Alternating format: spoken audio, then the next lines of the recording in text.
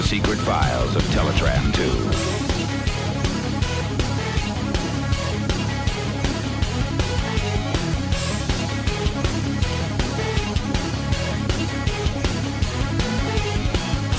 Ladies and gentlemen, you find me distracted for 5 minutes from the tragic existential threat that is being an android in the robot world, to talk to you about comic books with robots in a robot world in space. Joining me as ever is young Andrew Millman. I'm dead and old inside. Are you dead and old, or old and dead? Yes. Because you can be dead and old inside is very different from being old and dead inside. Can you prove it with science? Well, if you're dead and inside there's this little old man just desperately trying to escape. Like, You haven't seen what my insides look like. The oxygen's running out! Help me! Help me! I'm the Schrodinger's body. There is both a live person inside me and a dead person at the same time. But, yeah. There's an image, guys. Enjoy that one. But we are here to talk about Transformers issue 7 and 8. We're also going to be having a Transformers issue for the Patreon show, so stick around for that. And this is the start of the new... This is the start, rather, not the Stark. That's the Blood Stark. Or Stalk. Bloodstalk. Or a one that goes into North and once is Queen. Oh, and he doesn't want it. Or one who mysteriously is made queen after basically saying, yeah, that's great, now give me all your land and stuff and I'm going to leave. Exactly. Yeah, what a great show. So we're here to talk about The Cracks Beneath Your Feet, Part 1 and 2, which are the new arc in the Transformers comic. And kind of, I suppose, the test of what sort of the story going to be like going forward. Issue 7 is, of course, Part 1, written by Brian Rockley, art by Angel Hernandez, Andrew Griffith, and Anna Malkova, colors by Joanna Lafuente and Josh Bertram, lettered by Tom B. Long. Remember, Tom's leaving, if he hasn't already left, and this is like Tom from the past. Oh. We're going to get to a stage where just the lettering shifts dramatically, it's all really normal and boring. Are you saying there'll be a Tomless world in IDW? Because that sounds really bad. They'll do those weird square boxes that they used to do. Oh no. And edited by David Mariotti and Tom Waltz. So Andy, we open confirming what we were kind of like, I don't know, one of us was kind of like he's probably dead, the other was probably he's not dead, and it turns out he did. Yeah, I wasn't sure which way the IDW universe was going to go, and it seems like they wanted to kill the child? Yes, they had a child beaten to death. Yeah.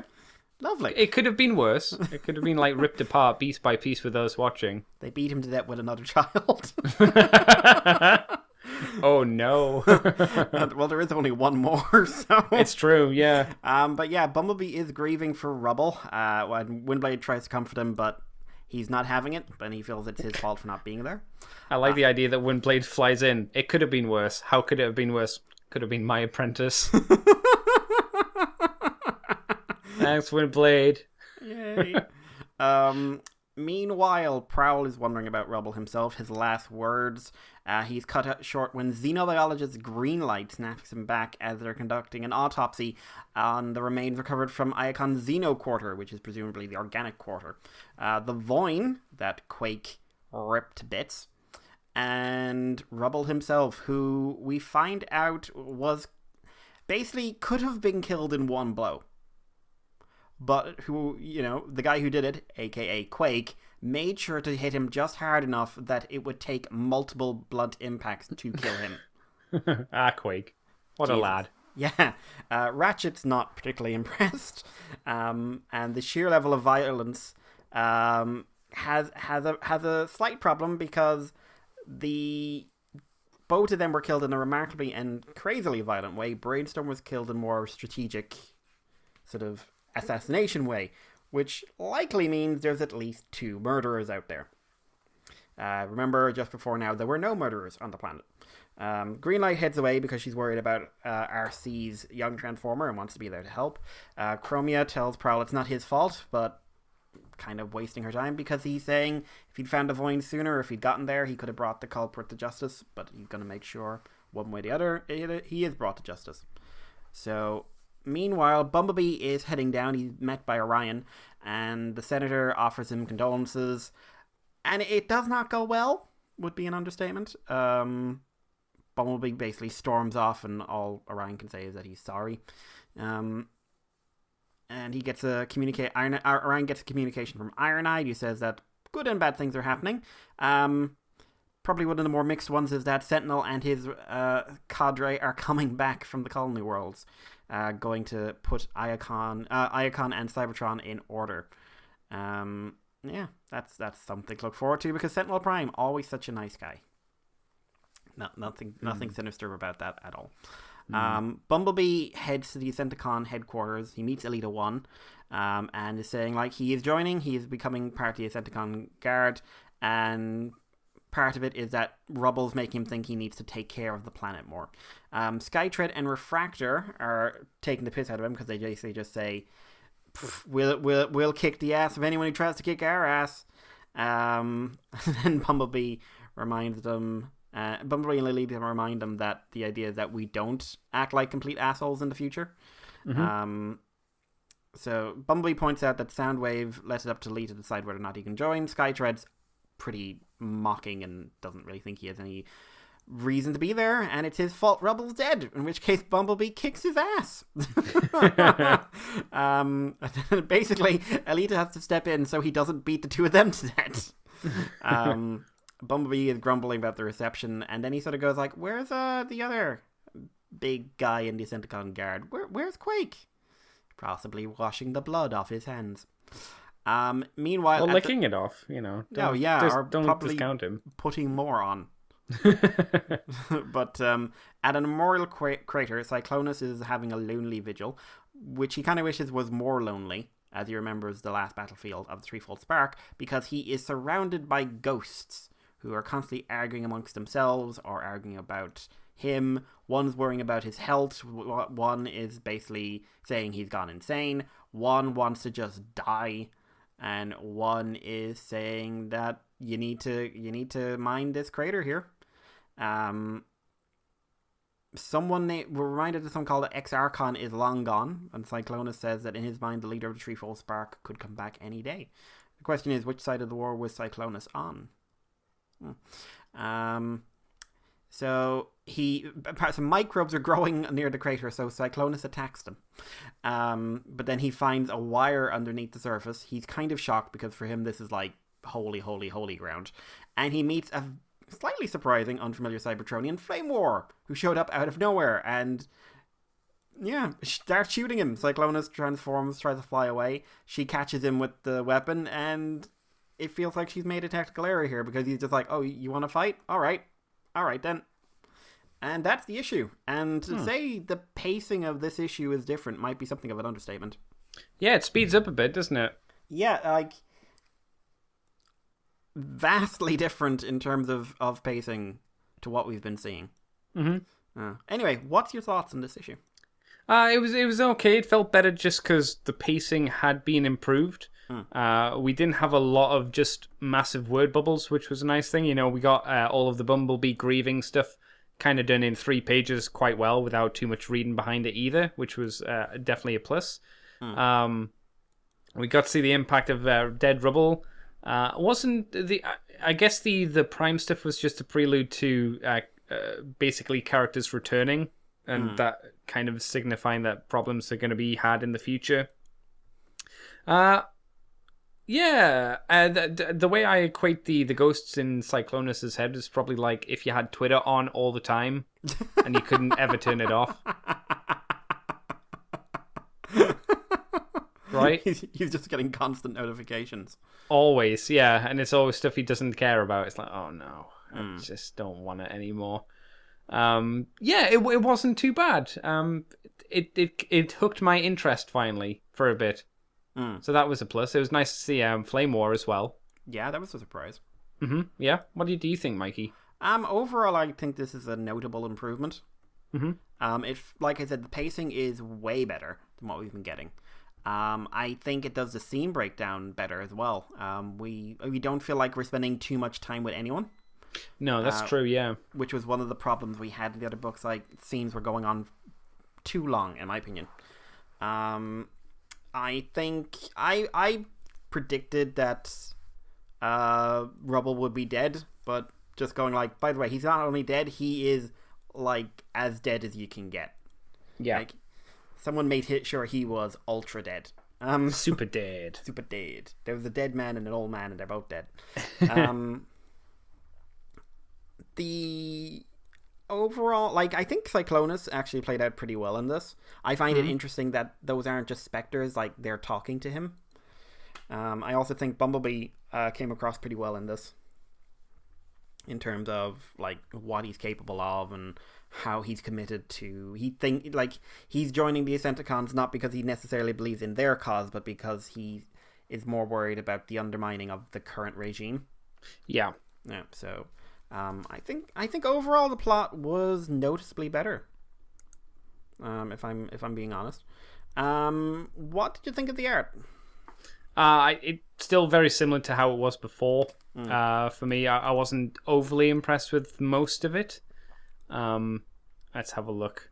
Was there anything in particular that really stood out to me where I didn't like like, this is gonna sound weird. Bumblebee's proportions are bizarre. Like, he has massive square shoulders. Yes. A very massive square body and very square legs. It doesn't look like he can transform into anything. I would also say that Alita's design, you can tell, is not based off of any toy, because it doesn't look like anything at all. Yeah, it doesn't look like she turns into anything. No, it is just a slightly more angular human shape with some shit stuck on her back. Which is weird, because there is an Alita toy this could be based off of.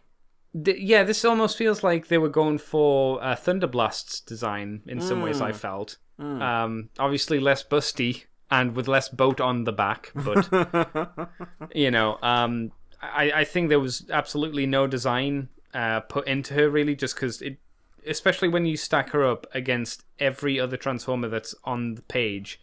And you can probably put Flame War in here as well, but you don't see as much of Flame War in this issue as you do the next issue. That they don't have a lot of... Is this going to make sense? Personality to their design? Yeah.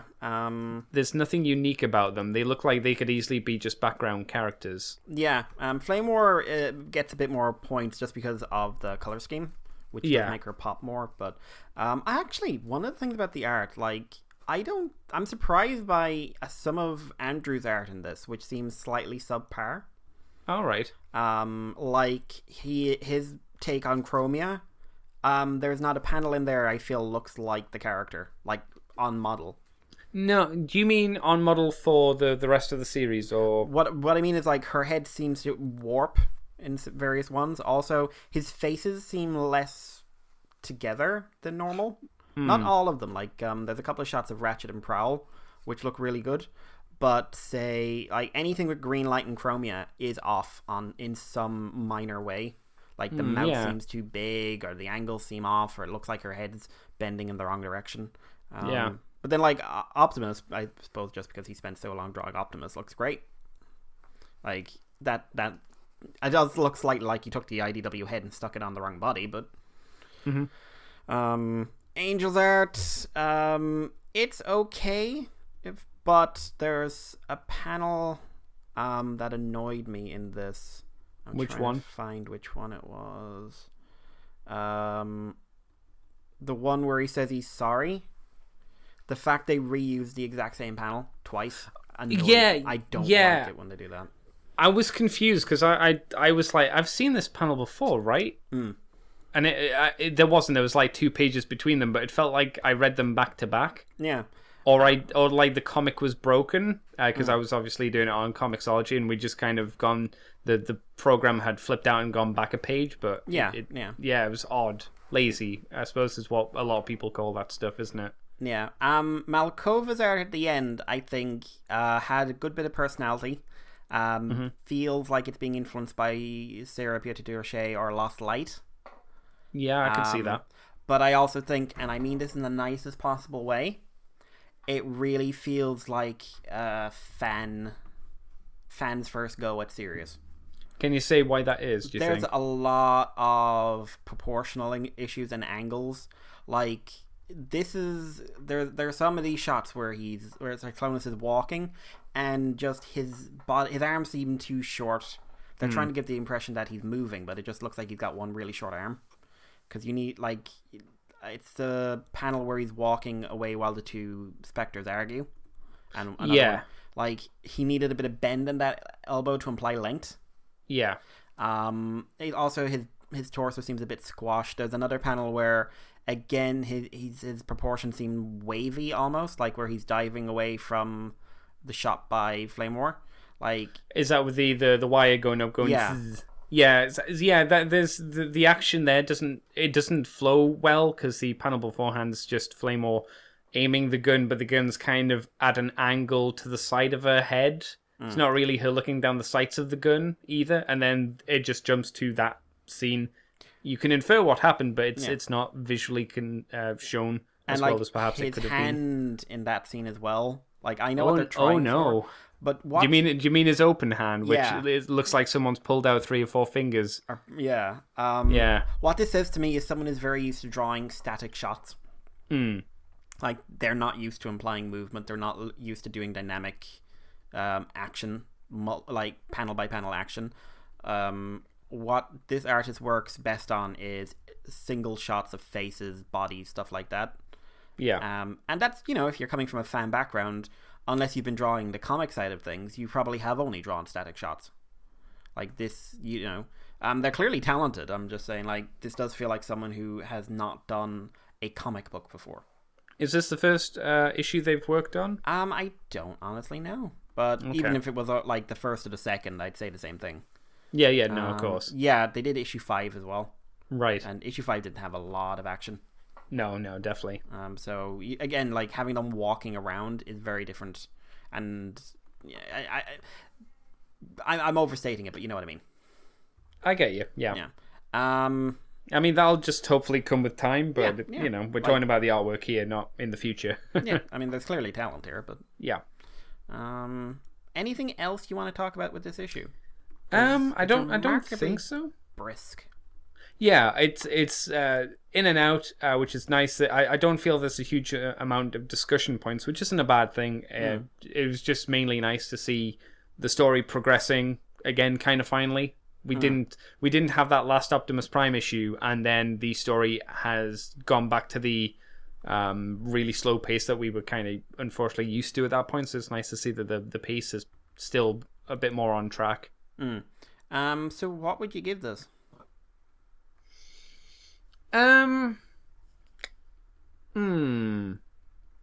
Again, I wouldn't say it's hooked me. I wouldn't say to anybody that this is like, it's not the issue that it has defined the series so far or anything big or bold like that. But I didn't hate it. I think it's good. So I'd give it a 6. Good solid 6. I can agree with that. I think a 6 is a reasonable rating for this. It feels like it's got more of a handle of what it's doing. It feels more like a comic book than a stretched out novel chapter. Yeah, good point. But nothing that's really happening here is super engaging. I saw people react really well to Cyclonus, and I like Cyclonus, but let's be honest, you're reacting really well because you can make a couple of links to the last Cyclonus. I was going to ask, is it because of IDW Lost Light Cyclonus more so than this Cyclonus, which should be considered 2 different entities more so than anything else? Yes. Yeah, that's fair enough, I suppose. But yeah, I mean, I had fun with it today when I made a realization about old Cyclonus. Oh, which was what? Which was that Cyclonus never started a fight, but my god, did he always finish them. And also tailgate punch first. Yeah, it's true. Yeah. But yeah, so I would say a 6 is a reasonable rating for this one. Okay. So we're gonna jump ahead to issue 8, which is part 2 of the story. Same team, but the art is now Anna Angel and Bette McGuire Smith, who I believe a lot of artists. A lot of artists and a lot of new artists. And I believe Bette is another fan ascendant. Yep, a British freelance illustrator and comic artist. She did a really, really nice cover for I think issue 5 of Optimus and Megatron. Right. So I am, it's going to be interesting to see what she's like on this side of things. Right. So we jump straight back into the fight. Flame War is kind of having a panic attack because she said like, "Oh my God, someone's pulling the cables." I need to shoot him. Shadow Striker, I'm talking to you, Shadow Striker. I need to shoot him. And she basically goes like, "I'm gonna shoot him." And the last message from Shadow Striker is, "You're a fucking idiot." And we realize she is when we cut to her in the middle of the fight with Cyclonus, who is kicking the shit out of her. And this is better. It's still done by Anna, but I will say the action plays better here. Yeah. I do really like the punching panel, where it's just like, oh god, mistakes were made. I like the elbow drop on the head. Yeah. It really has that vibe of someone who is desperately trying to win a fight they are not going to win. Yeah. Like, she's looking for every opportunity, and then it's just like, nope, I've had enough. And I do have a quick question, though. The panel where it's tss, and the background's red, is that meant to be fire or like an acidy mist? I assumed some sort of corrosive. Right. I wasn't sure because I wasn't sure because it's flame war. Yeah. So you might imagine fire. Yeah, maybe. But it doesn't look like fire. And also, would you say fire goes... Yeah, that's the thing. Yeah. So I'm not entirely sure. Yeah, but anyway, Cyclonus has had enough, grabs her by one leg and beats her into the ground. And then basically says, stay down. Puny god. Yeah. And then she doesn't and tries tripping him and he just punches her in the face. But then in the distance, Shadow Striker shows up, and it is the Cyberverse character. And the Spectres are like, could he take down Shadow Striker? I mean, she's actually able to fight. And Cyclone is just like, don't care. They're having a back and forth with a shot. Flame War attacks, presumably because she goes and nearly hits Shadow Striker, presumably thinking she was about to hit Cyclonus. I assumed he threw her at her. Do you think? Maybe. I'm not sure. I don't think that's conveyed desperately well. No. Either way. Basically, he bugs out, and it turns out Cyclonus doesn't actually... He's sworn never to kill. So he's just like, I've had enough. Shadow Striker launches a missile at him. Doesn't seem to do much, and she's just like, shame, he was quite a war hero, you know. How stupid are you for picking a fight? And we find out she attacked basically because they've been underground hiding, and those wires are connected to their group somehow, and obviously she was assuming he was about to uncover something big. But yeah, Shadow Striker just like, don't care, leaving. And we cut to Megatron, who is meeting up with Thermagax, who has locked herself away in a really big tower. And he gives the impression of trying to check up on her, and she says she usually doesn't let visitors in. Starscream shows up every now and then to show that he cares, and what he really wants is to know if she's ever coming back. Tried to blow his head off once, and he left. They talk for a bit, and the tone is a lot less mentor and mentee than you might think. She's inventing. She's building something. Not everything she's building is particularly kind. If you look in the background of one shot, there appears to be the head of one of Cyclonus's ghosts. Where Megatron he's like pointing at a ball and a cube, and then one of the ghost heads behind him. So, wonder what's going on there. And we find out what is Thermagax doing? Anything she wants. She can make anything, do anything. She doesn't have to get involved in rallies. She doesn't care. And one of her great comforts now is that she can do anything she wants and care about what she wants. And Megatron's like, I never met anyone who gets to choose what they care about. And she's like, enjoy it now. It's novel. I probably will never let you back in here. Yay. Megatron says he wants to warn her about what's going on out there in the world. And she basically says, are you running the Senate? Pyra Magna, name I wasn't expecting him to drop. But has she been released? Are we celebrating the time we had an expansionist age and rather than mocking it? Are we looking for artifacts? Is Sentinel Prime less of a bastard? If the answer to any of these things is no, then you're wasting my time. And she kicks him out, basically. And we find out this was Megatron playing a bit of a game. He wanted to know that if something was to happen, would Thermagax come out of her own self-imposed exile and interfere? And it seems he got the answer he wanted, because she just doesn't seem to care. We cut to Bumblebee and Alita, who are looking through to the weapon vault, which is all non-lethal sticks. The non-lethalist sticks. There's a lot of different types of sticks in here. Bumblebee's kind of wistful about being in security, and he's not happy about how it ended, but it is what it is. Elisa's kind of glad to have him around because she doesn't care about everyone trying to relive their glory days during a war. And they just she just wants to get on and do the good work. She thinks Skytread and Refractor never got over the war. Quake, no one knows. He seems to have left. Everyone's basically people find Quake very odd. And it turns out Soundwave is looking for a lot more volunteers and hopefully with some clearer heads. And they get on, and it turns out what they want is to have a rally where Bumblebee is front and center because he is an ex-security officer who has Autobot connections, and they want to make a point. So he's about to be a political tool. We then cut to Freud under interrogation by Prowl and Chromia, who are like, what is Quake capable of? And he's like, have you seen him? He's capable of everything. And they're just like, no, we mean psychologically. So do I. And it turns out, Freud is just saying, like, there's numerous individuals on this planet who could do a lot of damage, and he's not giving them a list, but Quake is dangerous. And why do you want to know about Quake? He's gone missing. They're looking for at least 2 dead, at least 2 killers, and hundreds of people have disappeared off the face of the planet. Freud isn't helping. Prowl and Chromia are running out of patience. And as they debate what's going on Freud makes the point that Autobots have enforced self-restraint as a planetary norm. It's all about keeping yourself held back, under control, pushing against you. And the problem with that is eventually people who have their own will are going to turn against that because you can't push it all down forever. Like, good people will do good things, bad people will do bad things, and you can't just have a system that says, well, you're not allowed to indulge in those aspects of your personality because that will go against you, and eventually things will get a lot more extreme. Unfortunately, their conversation is interrupted as Cyclonus crashes through the wall. It looks like Shadow Striker managed to hit him at least once. And he says, I believe you wanted me to come in for an interview.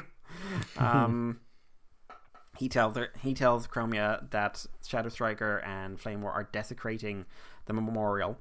And he wants to see Ratchet. But he basically needs to be put back together because he wants to go back out there. He promises to lead Chromia out. Sideswipe shows up, and it turns out, basically they're going to make a move. They're going to see what these guys are doing, because it turns out Shadow Striker and Flame War are both listed as Rise suspects. And also, apparently, Cyclonus needs to meet someone called Paragon. There's a lot of name drops of, this person's important to you. Who? You'll never know. But Chromia's had enough. She decides to pick up some guns and go take Sideswipe and the rest and go after whatever is going on out there. Windblade barricade, and then Orion's authority is not needed because she's just going to go in and take the guns.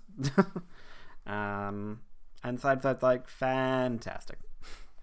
And we end. And the preview for the next issue suggests that we are getting Starscream, Nautica, Sentinel, who looks very IDW. Oh, super. Yeah. And I'm assuming that's Hound at the bottom? It looks like Hound. Yeah. I will say I hope that is the artist for the next issue, because I am super curious. Because that's got a very Sarah Stone vibe to it, especially in the eyes. But that's the issue. Andy, thoughts? Again, I thought it was okay. It still felt like the pacing was keeping up. I didn't really have any huge issues again with the story or anything like that. I had some problems with the art, but we'll get on to that. Again, it feels like more setting up of pieces rather than getting any answers. So these 2 issues that we've been covering today feel like early issues of a series rather than your 7. What's this? Issue 7 and 8? Is that what we're on? Is that right? Yeah. Yeah, this feels more like an issue 2 and 3, more so than where we're up to now, where answers or plot should start moving a bit faster. Yeah. So it's a bit weird in that aspect, but it is nice to see things are getting there and doing stuff at the very least. Mikey, anything you want to add? I overall like this issue. I think I like it a bit more. I like the fight scene. I think it's... Which fight scene? Oh, the first one. The first one. I think its pacing is a bit better. Mm-hmm. Visually, I still think it says I'm used to drawing static, like, full body shots, not action things. Because things like he's dodging the energy blast, that looks like an image that's been cropped in a really weird way and sort of stretched. Yeah, and the fact, like we said, we weren't sure if Flame War was thrown or she tried to jump on him is certainly another issue. There's a panel-to-panel continuity does need work in these action shots. Yeah. I was surprised to see Shadow Striker of all people. I ain't sorry. I think Shadow Striker is pretty cool. Hopefully they'll do something with her. Mm-hmm. And I will say it's not... She also looks kind of generic, but that is basically what her original design looked like. I don't think that's much of an excuse, because I think there was more you could have done with it if you were going to make it Shadow Striker. You probably want to go for the more kind of bitty, especially because it's kind of implied, at least I thought it was implied, that she was a war veteran as well. Yeah, right. Very then much you so. Easily could have stuck on the weird parts to her, made her look like she's more fucked up than she actually is. Yeah. I think the Megatron and Bumblebee sections are the weakest parts of the book. They're slow. The Megatron stuff goes on for quite a while. And doesn't accomplish anything. No, it's basically, like you said when you were doing the summary, it's just to get her to say, I'm not going to interfere, and him to go, good. Yeah, and you could say it's doing character work on her, but most of her character work is done in a few panels, and it's just kind of repetition after that. Yeah, I still don't feel like maybe this could have been an expansion of her history to give a bit of context to her background or what she'd done in the past, but I wasn't sure why Megatron would have any worry of her interfering. Like, have I missed that? Has that been communicated in previous issues? This is the first indication that he'd be concerned if she got involved. Okay, do you think then that maybe this would be a place to maybe explain, at least briefly, like through subtle text and whatnot, to explain why she would be a threat? Is she more powerful than Megatron? Does she have more pull than Megatron? Well, that's the thing. Like, presumably, what I would expect is like, oh, the founder of the Decepticons, she could interfere somehow. Yeah. Like, what if the others rallied for her? Except we've never seen that anyone has particular loyalty to her or him, for that matter. So I think if it had been set up that Thermogax was charismatic, like the idea that she brought forth an entire movement is rather hard to believe. She's fairly uncharismatic. Do you think that's because she was and she just isn't now, for reasons that may be explored later? I mean, because you can't. It's hard to get a following for people to become, like you say, diehard fanatics for you. Yeah. If you've got nothing to you. Yeah. I think one of the problems is that she should have been in other issues. Like he should have made like he should have checked in her sooner, and this could have been like a short little. There should have been a short scene, maybe a longer scene building her up or something like that, or people talking about her who weren't Megatron. Because right now, one of the problems with the Decepticons, it seems to be a small rally and 4 other guys. Yeah, I don't feel like I have a good grasp on what they are. Like, it feels like they're going to evolve into the Decepticons, but at the moment, like, what are they? Yeah. Are they big? I mean, they kind of suggest that they're a big group to be afraid of, right? Or to be concerned with, but we haven't had much indication of it. I feel we could know more about their goals beyond they want more resources for each other. Like, the whole expansion thing, do they want us to invade other planets? Do they have a sense of superiority or inferiority to do with organics? Do they see Cybertronians as deserving of more? Is it simply like there is not enough land, we need more real estate? Or is it we're better than you, give us your stuff? Yeah. That is something I feel is key to that kind of movement. I need to know, 1, why I'd support it, and 2, why I understand why they should not have power. Right now they seem relatively benign, little bit Marxist, but only a little. You said you had some issues with the art. Yes, well, one of them was specifically the Shadow Striker thing. Like, I felt she was a bit on the generic-y side. Yeah. And I kind of wish that was improved. And again, we mentioned the fighting thing, which would have been nice to tidy up. What was the lady that Megatron went to see? Thermogax? Thermogax, yeah. Yeah. Again, Thermogax? I'm not wasn't quite sure. Again, to me that looked like a robot that was not based off of a toy and therefore kind of suffered for it. It feels like the ones they're doing original designs for, they're basically just going like, basic robot shape, we're not selling this, so we don't have to worry about it.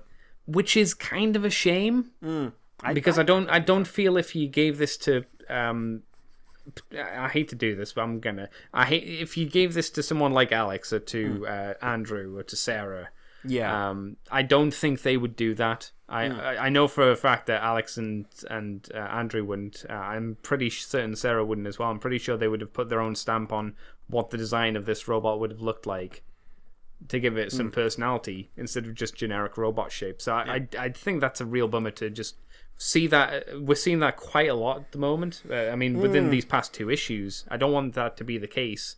The only one that you could say doesn't have that is Freud, and that's because he's based off of the previous IDW design. That's you could have done anything you wanted with Freud, but they specifically went for the Lost Light version of him. I think, well, one of the things, and I'll actually touch on this in a second, art-wise, it's really, really obvious to me that these are, like, everyone in this is either used to not drawing hasn't drawn Transformers before, or doesn't draw technical, like, thought out from the ground up designs. Because what I've noticed with a lot of fan artists is, and this, again, not harping on fan artists or anything, you're amazing people, but a lot of fan artists, they tend to draw the robot, and like, this is the style of like the anime robot or the sci-fi robot or whatever, this is the style I'm going for, and the fact it can transform is a lot less prominent. Right. Now, not all of them, certainly there's plenty out there who've designed full transformations and everything. Oh, of course, but this doesn't feel like that to me. But another problem I had, since you mentioned stuff like Alex and Andrew and Sarah, is there are 3 different artists on this book. Yes. And if you told me there were... If I hadn't seen the credits, I would have assumed there were 2. Mm-hmm. Yeah. Because it is not impossible to distinguish Anna's and Beth's work. But it is real difficult. And basically, Anna goes more on the straight Sarah line. I think one of the problems I'm having with some of this is that neither of these artists do not have a visual identity. These artists have someone else's visual identity, which is basically The Lost Light and Windblade. Do you think that is a deliberate thing? I think it's because... I don't think it is a deliberate thing. I don't think it's deliberate. I think it's that a lot of fan art was influenced by More Than Meets the Eye, Lost Light, and Windblade. Yeah. More so than the RID line. I think a lot of people who are coming into this are people who have been drawing in that style and that influence, and that means that we come into this book and they're, because of their backgrounds and everything else, they basically feel like they're drawing the same way. Which means I honestly would not have thought there were 3 artists on this book. Like, even if the art is better or worse or whatever, I need to be able to tell that this is someone else's style, and I feel those 2 sections lack a sense of personalization. What I can tell the difference is that one is better at drawing proportions than the other. Right. And that's not really something I should be praising. And one does more Alex Milne style faces, are a bit more angular. Basically, yeah, I think that I have a lot of affection for the original IDW run. Sure. For good reason. For good reason. There are some amazing stories in there with some amazing artists. Yeah. But, like, the cover we see below, where you can see some influences, but it has a distinct vibe to it. Yes, it looks different. And I would say, like, I would like to see a book in this style, like, that pop. It also doesn't help that the colorist is basically doing exactly what they used to do for More Than Meets the Eye. You think they should change it up to maybe fit the line art a bit better, differently? Yeah, I really... Like, I want to see some different colorists on this. Not that Joanna and Josh aren't excellent at their jobs, but this is just basically the same thing we've been getting over and over and over and over and over again for 5 years. If you're rejigging the creative staff, add more to it. And I don't think Josh's style complements Angel's art. It unfortunately highlights a lot of the flaws in it. Yeah. I don't know. I'll throw out as well, just before you move on, the last artist, I count at least 7 panels which don't actually have any background to them, which just have a gradient or a very small amount of work done to it, and that's a lot of not having a background. Especially when you're indoors in a room full of screens. Yeah, and I get it. It saves the process and it helps hurry it along, but again, it's time-cutting method. You've got 3 artists on this. Yeah. Surely you don't need that much extra time. You'd hope not. You know, I mean, we're not artists, clearly, but... No. But one of the things I don't like about all the backgrounds is that whether it's outside or inside the building or whatever, the colors are identical. They're all just basically a kind of bluey yellow hue. Yeah. Something I'm not liking about this Cybertron is that it feels like, at first it seemed okay, like there were some really good cityscapes, but then it feels very bland visually. Yeah. Same color, same light. It just looks like a kind of metal desert. Yeah. Like, I think you need deeper colors. It looks better at night, but like that doesn't look like the sun to me. That just looks like a yellow gradient. Almost like if the sun was hitting the planet, but the planet was covered in a layer of smog. Yeah. Like you get that the light's being distilled, or like it's not as strong as it should be. The sunshine bits from Pitch Black. Yeah. Basically, I probably sound like I'm being overly critical, but I want to see your style. I want to see your take on things. I want to see more engaging color schemes than this. Mm-hmm. And I'm sure they're all capable of it. It just maybe going particularly to the British fandom that is neck deep in old IDW. Yeah, a little bit too deep, maybe in some ways, which is it's fine. But I guess I guess what you may be saying is don't maybe bring that over to this. Bring your game. Don't bring someone else's. I can see then why the cover for next week's issue would really tickle you, because unfortunately I don't think that's what you're going to get inside the book. But if you did, that would be different and still looks good. My only issue with the cover is maybe Bumblebee's head looks a bit like it's been squished because he's got very, very, very chubby cheeks. Yeah. Also, I'll be honest.